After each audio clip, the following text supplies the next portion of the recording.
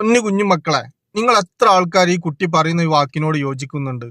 നിങ്ങൾ വളർന്നു വരുന്ന മക്കള്, എനിക്കും ഉണ്ട്, നമ്മക്കും എല്ലാവർക്കും ഉണ്ട് മക്കള്. നമ്മളൊക്കെ ഈ പ്രായം കഴിഞ്ഞിട്ടാണ് ഇവിടെ എത്തിയിട്ടുള്ളത്.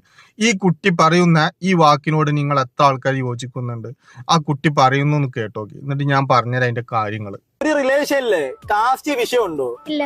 ഇല്ല ബ്രോ, കാസ്റ്റിലൊന്നും വിഷയമില്ല. സ്നേഹത്തിനല്ലേ നമ്മൾ വാല്യൂ കൊടുക്കണം, അല്ലാതെ കാസ്റ്റിനല്ലല്ലോ. ഈ കാസ്റ്റിന്റെ പേരും പറഞ്ഞ് വഴക്കുണ്ടാക്കുന്ന വരെ മടൽ വെട്ടി അടിക്കണം.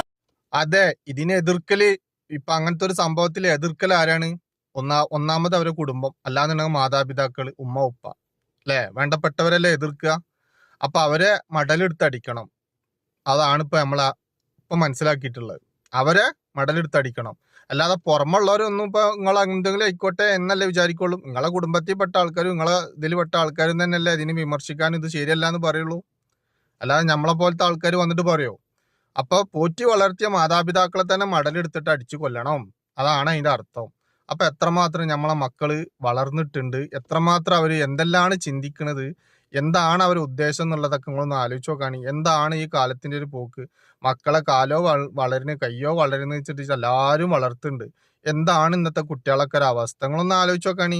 ഞാന് ഒന്നും ഉണ്ടായിട്ട് പറയല്ല, നമുക്കൊക്കെ മക്കളുണ്ട്.